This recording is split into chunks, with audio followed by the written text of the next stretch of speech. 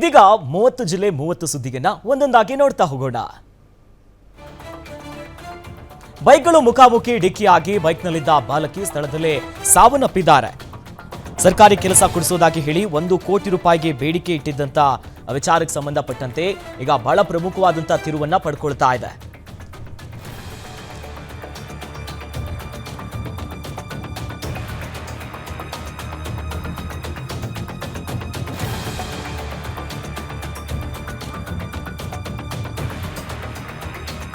ಮುಂಡಾ ಬಸಪ್ಪ ದೇವಸ್ಥಾನದ ಬಳಿ ಘಟನೆ ನಡೆದಿದೆ. ರಸ್ತೆ ಪಕ್ಕದಲ್ಲಿ ಬಿದ್ದ ಬಾಲಕಿ ಮೇಲೆ ಟ್ರ್ಯಾಕ್ಟರ್ ಹರಿದು 7 ವರ್ಷದ ಅಂಜಲಿ ಮೃತಪಟ್ಟಿದ್ದಾಳೆ. ಬಾಲಕಿ ತಲೆಗೆ ಗಂಭೀರವಾಗಿ ಪೆಟ್ಟು ಬಿದ್ದ ಕಾರಣ ಬಾಲಕಿ ಸ್ಥಳದಲ್ಲೇ ಸಾವನ್ನಪ್ಪಿದ್ದಾಳೆ.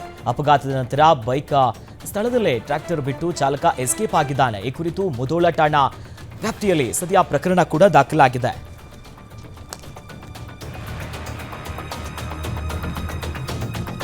ದೇವಸ್ಥಾನಕ್ಕೆ ತೆರಳಿದ ವೇಳೆ ಖತರ್ನಾಕ್ ಕಳ್ಳರು ಬೈಕ್ ಕದ್ದಿರುವಂತಹ ಘಟನೆ ರಾಯಚೂರಿನ ಲಿಂಗಸಗೂರು ತಾಲೂಕಿನ ಚತ್ತೆರೆ ಗ್ರಾಮದಲ್ಲಿ ನಡೆದಿದೆ. ಚತ್ತೆರೆ ಗ್ರಾಮದ ಮಾರುತೇಶ್ವರ ದೇವಸ್ಥಾನಕ್ಕೆ ಗ್ರಾಮದ ವೆಂಕನಗೌಡ ಬಂದಿದ್ರು. ದೇವಸ್ಥಾನದ ಒಳಗಡೆ ಹೋಗಿ ಬರುವಷ್ಟರಲ್ಲಿ ಕಳ್ಳರು ಬೈಕ್ ಅನ್ನ ಕದ್ದು ಎಸ್ಕೇಪ್ ಆಗಿದ್ದಾರೆ. ಬೈಕ್ ಕದ್ದಿರುವಂತಹ ವಿಡಿಯೋ ಸಿಸಿಟಿವಿ ಕ್ಯಾಮೆರಾದಲ್ಲಿ ಸೆರೆಯಾಗಿದೆ. ಸ್ಥಳಕ್ಕೆ ಮುದಗಲ್ ಪೊಲೀಸರು ಭೇಟಿ ನೀಡಿ ಪರಿಶೀಲನೆಯನ್ನು ನಡೆಸಿದ್ದಾರೆ.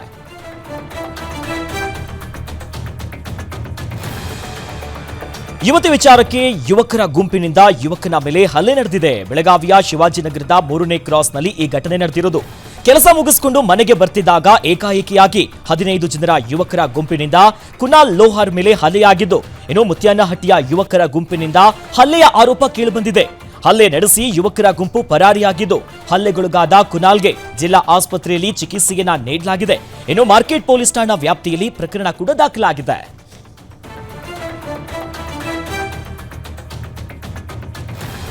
ರಾಯಚೂರಿನ ಸಿಂಧನೂರು ತಾಲೂಕಿನಲ್ಲಿ ಮೃತರ ಅಂತ್ಯಕ್ರಿಯೆ ನಡೆಸಲು ಈಗ ಹರಿಯುವ ನದಿಯನ್ನ ದಾಟಿ ಹೋಗುವಂತ ಪರಿಸ್ಥಿತಿ ನಿರ್ಮಾಣ ಆಗಿದೆ. ಮತ್ತೊಂದು ಕಡೆ ಮುಂಕದ ಗ್ರಾಮದಲ್ಲಿ ಮೃತರ ಅಂತ್ಯ ಸಂಸ್ಕಾರ ಮಾಡಲು ಮೃತದೇಹವನ್ನ ತೆಪ್ಪದಲ್ಲಿ ತೆಗೆದುಕೊಂಡು ಅಂತ್ಯ ಸಂಸ್ಕಾರವನ್ನ ಮಾಡಬೇಕಾಗಿದೆ. ಗ್ರಾಮದಲ್ಲಿ ವೃದ್ಧೆ ಮಾರಮ್ಮ ಮೃತಪಟ್ಟಿದ್ದು, ಮೃತರ ಅಂತ್ಯ ಸಂಸ್ಕಾರಕ್ಕಾಗಿ ಸಾರ್ವಜನಿಕರು ನದಿಯಲ್ಲಿ ಈಜಿ ಮೃತದೇಹವನ್ನ ಸಾಗಿಸಿ ಅಂತ್ಯಕ್ರಿಯೆ ಮಾಡಿದ ವಿಡಿಯೋ ವೈರಲ್ ಆಗಿದೆ. ಶವ ಸಂಸ್ಕಾರ ಮಾಡಲು ಹೋಗುವವರು ಜೀವವನ್ನ ಕೈಯಲ್ಲಿ ಹಿಡ್ಕೊಂಡು ಹೋಗುವ ಪರಿಸ್ಥಿತಿ ಇದೆ. ಹೀಗಾಗಿ ರಸ್ತೆಯಾದ್ರೂ ನಿರ್ಮಿಸಿ ಅನುಕೂಲವನ್ನ ಮಾಡಿಕೊಡಬೇಕನ್ನೋದಾಗಿ ಗ್ರಾಮಸ್ಥರು ಮನವಿ ಮಾಡಿದ್ದಾರೆ.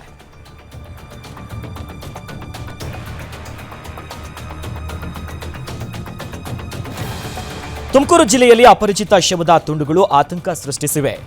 ರಸ್ತೆಯುದ್ದಕ್ಕೂ ಕವರ್ಗಳಲ್ಲಿ ಶವದ ತುಂಡುಗಳು ಪತ್ತೆಯಾಗಿವೆ. ಕೊಳ್ಳಾಲದ ಮುತ್ಕಾಲಮ್ಮ ದೇವಾಲಯದ ಬಳಿಯಲ್ಲಿ ರಸ್ತೆಯಲ್ಲಿ ಶವದ ತುಂಡುಗಳು ಪತ್ತೆಯಾಗಿದೆ. ಇನ್ನು ಚಿಂಪುಗಾನಹಳ್ಳಿ ಹೊರವಲಯದ ಮುತ್ಯಾಲಮ್ಮ ದೇವಾಲಯದ ಬಳಿ ಒಂದು ಕೈ ಪತ್ತೆಯಾಗಿದ್ದು, 3 ಕಿಲೋಮೀಟರ್ ಅಂತರದಲ್ಲಿ 5 ಕಡೆ ಶವದ ತುಂಡುಗಳು ಪತ್ತೆಯಾಗಿವೆ. ಇದೀಗ ಶವದ ತುಂಡುಗಳನ್ನು ಕಂಡು ಜನರು ಆತಂಕಕ್ಕೆ ಒಳಗಾಗಿದ್ದಾರೆ.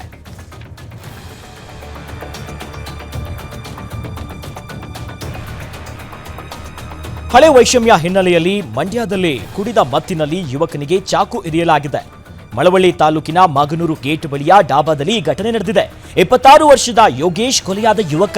ಡಾಬಾದಲ್ಲಿ ಯುವಕರ ತಂಡ ಮದ್ಯವನ್ನ ಸೇವನೆ ಮಾಡ್ತಿತ್ತು. ಈ ವೇಳೆ ಯೋಗೇಶ್ ಸ್ನೇಹಿತರೇ ಚಾಕುವಿಂದ ಇರಿದಿರುವಂತ ಶಂಕೆ ವ್ಯಕ್ತವಾಗಿದೆ. ಏನೋ ಕೊಲೆ ಮಾಡುವ ದೃಶ್ಯ ಸಿಸಿಟಿವಿ ಕ್ಯಾಮೆರಾದಲ್ಲಿ ಸೆರೆಯಾಗಿದ್ದು, ಮಳವಳ್ಳಿ ಗ್ರಾಮಾಂತರ ಪೊಲೀಸ್ ಠಾಣಾ ವ್ಯಾಪ್ತಿಯಲ್ಲಿ ಕೇಸ್ ದಾಖಲಾಗಿದೆ.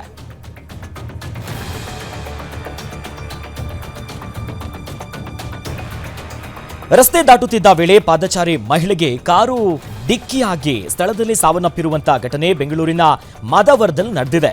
42 ವರ್ಷದ ಜಯಶ್ರೀ ಮೃತ ಮಹಿಳೆ ಕೊಪ್ಪಳದ ನಿವಾಸಿ ಎಂದು ತಿಳಿದು ಬಂದಿದೆ. ಜೊತೆಯಲ್ಲಿ ಗೊಲ್ಲರಹಟ್ಟಿಯಲ್ಲಿರುವಂತಹ ತಂಗಿ ಸೌಭಾಗ್ಯ ಮನೆಗೆ ತೆರಳುತ್ತಿದ್ದಂತ ವೇಳೆ ಮಾದಾವರದ ರಾಷ್ಟ್ರೀಯ ಹೆದ್ದಾರಿ 48ರಲ್ಲಿ ರಸ್ತೆ ದಾಟುವಾಗ ಅಪಘಾತ ಸಂಭವಿಸಿದೆ. ಸದ್ಯ ಕಾರು ಸಮೇತ ಪೊಲೀಸರು ಚಾಲಕನನ್ನ ವಶಕ್ಕೆ ಪಡೆದು ವಿಚಾರಣೆಯನ್ನ ಮುಂದುವರೆಸಿದ್ದಾರೆ. ನೆಲಮಂಗಲದ ಸಂಚಾರಿ ಪೊಲೀಸ್ ಠಾಣಾ ವ್ಯಾಪ್ತಿಯಲ್ಲಿ ಸದ್ಯ ಪ್ರಕರಣ ದಾಖಲಾಗಿದೆ.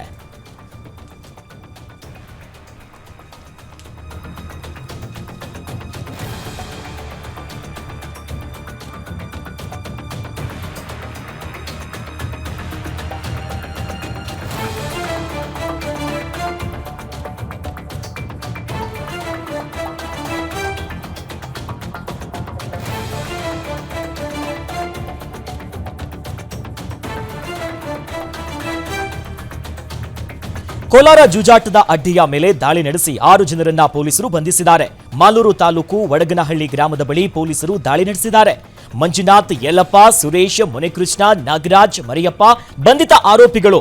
ಇನ್ನು ಜೂಜಿಗೆ ಪಣವಾಗಿಟ್ಟಿರುವಂತಹ 3,200 ರೂಪಾಯಿ ನಗದು, 52 ಇಸ್ಪೀಟ್ ಎಲೆಗಳನ್ನು ವಶಕ್ಕೆ ಪಡೆದಿದ್ದಾರೆ. ಈ ಕುರಿತು ಮಾಲೂರು ಪೊಲೀಸ್ ಠಾಣೆಯಲ್ಲಿ ಪ್ರಕರಣ ದಾಖಲಾಗಿದೆ.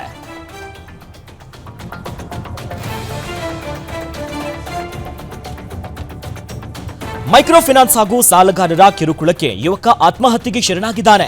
ದಾವಣಗೆರೆಯ ನ್ಯಾಮತಿ ತಾಲೂಕಿನ ಮಾಚಿಗೊಂಡನಹಳ್ಳಿಯಲ್ಲಿ ಈ ಘಟನೆಯಾಗಿದೆ. 24 ವರ್ಷದ ಯಶವಂತ್ ನಾಯ್ಕ್ ಮನೆಯಲ್ಲೇ ನೇಣಿಗೆ ಶರಣಾಗಿದ್ದಾನೆ. ಸಾಲ ಕಟ್ಟದ ಹಿನ್ನೆಲೆ ಮನೆ ಜಪ್ತಿ ಮಾಡುವುದಾಗಿ ಶಿವಮೊಗ್ಗ ಮೂಲದ ಖಾಸಗಿ ಫೈನಾನ್ಸ್ ಸಂಸ್ಥೆಯ ಸಿಬ್ಬಂದಿ ಯಶವಂತನಿಗೆ ಬೆದರಿಕೆಯನ್ನ ಇಟ್ಟಿದ್ರು. ಇದರಿಂದ ಮನನೊಂದ ಯಶವಂತ್ ಡೆತ್ ನೋಟ್ ಅನ್ನ ಬರೆದಿಟ್ಟು ಆತ್ಮಹತ್ಯೆಗೆ ಶರಣಾಗಿದ್ದಾನೆ. ನ್ಯಾಮತಿ ಪೊಲೀಸ್ ಠಾಣೆಗೆ ಮೃತ ಯಶವಂತ್ ತಾಯಿ ದೂರು ನೀಡಿದ್ದು ಪೊಲೀಸರಿಂದ ವಿಚಾರಣೆ ಮುಂದುವರೆದಿದೆ.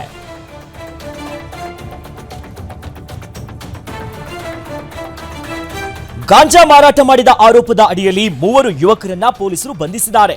ಅಭಿಷೇಕ್, ರಾಕೇಶ್, ತ್ರಿನೇಶ್ ಬಂಧಿತ ಆರೋಪಿಗಳು. ತುರುವೇಕೆರೆಯ ನೀಲಗಿರಿ ತೋಪಿನ ಬಳಿ ಆರೋಪಿ ಅಭಿಷೇಕ್ 615 ಗ್ರಾಂ ಗಾಂಜಾ ಮಾರಾಟ ಮಾಡ್ತಿದ್ದನು. ಖಚಿತ ಮಾಹಿತಿಯನ್ನ ಆಧರಿಸಿ ತುರುವೇಕೆರೆಯ ಸಿಪಿಐ ಲೋಹಿತ್ ಮತ್ತು ತಂಡ ದಂಡಿನ ಶಿವರ ಪಿಎಸ್ಐ ಮೂರ್ತಿ ನೇತೃತ್ವದಲ್ಲಿ ಕಾರ್ಯಾಚರಣೆ ನಡೆದಿದೆ. ಜುಲೈ 18ರಂದು ಆರೋಪಿ ಅಭಿಷೇಕ್ನನ್ನ ವಶಕ್ಕೆ ಪಡೆದು ವಿಚಾರಣೆ ನಡೆಸಿದಾಗ ಆರೋಪಿ ರಾಕೇಶ್ ಮತ್ತು ತ್ರಿನೇಶ್ ಇಬ್ಬರು ಟಿಪಟೂರು, ಬೆಂಗಳೂರಿನಿಂದ ತುರುವೇಕೆರೆಗೆ ಗಾಂಜಾ ಸೊಪ್ಪನ್ನ ತಂದು ಮಾರ್ತಾ ಇದ್ರು ಅನ್ನೋದಾಗಿ ಪೊಲೀಸರಿಗೆ ಮಾಹಿತಿಯನ್ನ ನೀಡಿದ್ನಂತೆ. ಆರೋಪಿಗಳಿಬ್ಬರನ್ನ ಕೂಡ ಸದ್ಯ ಅಭಿಷೇಕ್ ಬಳಿ ಹಣವನ್ನ ಪಡೆಯುವುದಕ್ಕೆ ಜುಲೈ 31ರಂದು ತುರುವೇಕೆರೆಗೆ ಬಂದಾಗ ಪೊಲೀಸರು ಸೆರೆ ಹಿಡಿದು ನ್ಯಾಯಾಂಗ ಬಂಧನಕ್ಕೆ ಒಪ್ಪಿಸಿದ್ದಾರೆ. ಇನ್ನು ದಂಡಿನ ಶಿವರ ಪೊಲೀಸ್ ಠಾಣೆಯಲ್ಲಿ ಪ್ರಕರಣ ದಾಖಲಾಗಿದೆ.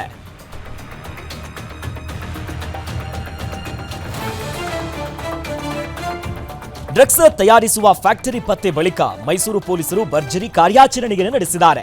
ಎಂಡಿಎಂಎ ಗಾಂಜಾ ವಿರುದ್ಧ ನಗರ ಪೊಲೀಸ್ ಆಯುಕ್ತ ಸೀಮಾ ಲಾಟ್ಕರ್, ಇನ್ನು ಡಿಸಿಪಿ 1 ಬಿಂದುಮಣಿ, ಡಿಸಿಪಿ 2 ಸುಂದರ್ ರಾಜ್ ಹಾಗೂ ಪೊಲೀಸ್ ಸಿಬ್ಬಂದಿಗಳು ಖುದ್ದು ಫೀಲ್ಡ್ಗೆ ಇಳಿದು ಕಾರ್ಯಾಚರಣೆಯನ್ನು ನಡೆಸಿದ್ರು. ತಡರಾತ್ರಿ 11ರ ಸಂದರ್ಭದಲ್ಲಿ ಪುರುಷರ ಹಾಸ್ಟೆಲ್ನಲ್ಲಿ ಕಾರು, ಬೈಕು ಅನುಮಾನಾಸ್ಪದವಾಗಿ ಓಡಾಡ್ತಿದ್ದಂತ ಯುವಕರ ತಪಾಸಣೆ ಮಾಡಲಾಯಿತು. ತಪಾಸಣೆಯಲ್ಲಿ ಈವರೆಗೂ 860 ಗ್ರಾಂ ಗಾಂಜಾವನ್ನ ಸೀಸ್ ಮಾಡಿ ಓರ್ವ ಆರೋಪಿಯನ್ನ ವಶಕ್ಕೆ ಪಡೆದು 140 ಯುವಕರ ತಪಾಸಣೆ, 12 ಪ್ರಕರಣವನ್ನ ದಾಖಲಿಸಿಕೊಂಡಿದ್ದಾರೆ. ಅನುಮಾನ ಬಂದ 10 ಮಂದಿಯನ್ನ ವಶಕ್ಕೆ ಪಡೆದು ಪರಿಶೀಲನೆಗೆ ಮುಂದಾಗಿದ್ದಾರೆ ಪೊಲೀಸರು.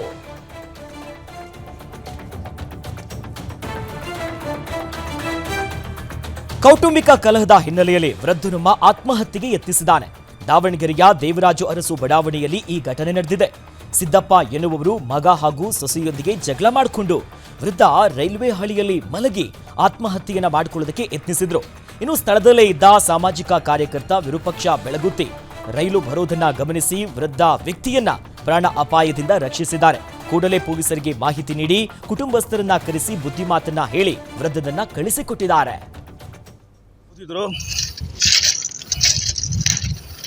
ರೈಲ್ ಬರ್ತಾ ಇದೆ.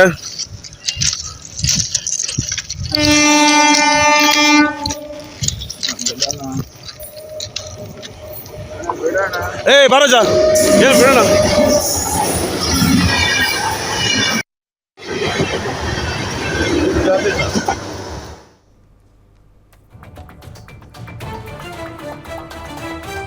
ಸಂಚಾರ ನಿಯಮ ಉಲ್ಲಂಘನೆ ಹಿನ್ನೆಲೆಯಲ್ಲಿ ಮಡಿಕೇರಿ ನಗರದ ಕಾಲೇಜು ರಸ್ತೆಯಲ್ಲಿ ಪೊಲೀಸ್ ವಾಹನಕ್ಕೆ ದಂಡ ವಿಧಿಸಲಾಗಿತ್ತು. ನೋ ಪಾರ್ಕಿಂಗ್ ಸ್ಥಳದಲ್ಲಿ ಮಹಿಳಾ ಸಹಾಯವಾಣಿ ಗಸ್ತು ವಾಹನವನ್ನ ನಿಲುಗಡೆ ಮಾಡಲಾಗಿತ್ತು. ವಾಹನ ಚಾಲಕ ಜೈಶಂಕರ್ಗೆ 500 ರೂಪಾಯಿ ದಂಡವನ್ನು ವಿಧಿಸಲಾಯಿತು. ಈ ವೇಳೆ ನೋ ಪಾರ್ಕಿಂಗ್ನಲ್ಲಿ ನಿಲ್ಲಿಸಿದ್ದ ಪೊಲೀಸ್ ವಾಹನಕ್ಕೆ ಮಡಿಕೇರಿ ಸಂಚಾರಿ ಪೊಲೀಸರು ದಂಡ ವಿಧಿಸಿದ್ದಾರೆ.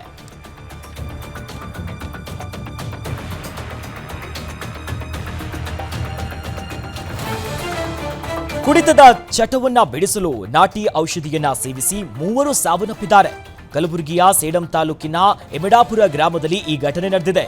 ಲಕ್ಷ್ಮೀ ನರಸಿಂಹಲು, ಗಣೇಶ್ ಬಾಬು ರಾಥೋಡ್ ಮತ್ತು ನಾಗೇಶ ಭೀಮಶಪ್ಪ ಗಡಗು 25 ವಯಸ್ಸು ಇವರು ಸಾವನ್ನಪ್ಪಿದ್ದಾರೆ ಅಂತ ಗುರುತಿಸಲಾಗಿದೆ. ಇನ್ನು ಇನ್ನೋರ್ವನ ಸ್ಥಿತಿ ಗಂಭೀರವಾಗಿದ್ದು ಆಸ್ಪತ್ರೆಯಲ್ಲಿ ತೀವ್ರ ನಿಗಾ ಘಟಕದಲ್ಲಿ ಚಿಕಿತ್ಸೆಯನ್ನ ನೀಡಲಾಗಿದೆ. ಇವರೆಲ್ಲರೂ ಕೂಡ ಕುಡಿತದ ಚಟವನ್ನ ಬಿಡಿಸಲು ಸ್ಥಳೀಯವಾಗಿ ಲಭ್ಯವಾದಂತ ನಾಟಿ ಔಷಧವನ್ನ ಸೇವಿಸಿದ್ರು. ಆದರೆ ಔಷಧ ಸೇವಿಸಿದ ಕೆಲವೇ ಗಂಟೆಗಳಲ್ಲಿ ಈ ದುರಂತ ಸಂಭವಿಸಿದೆ.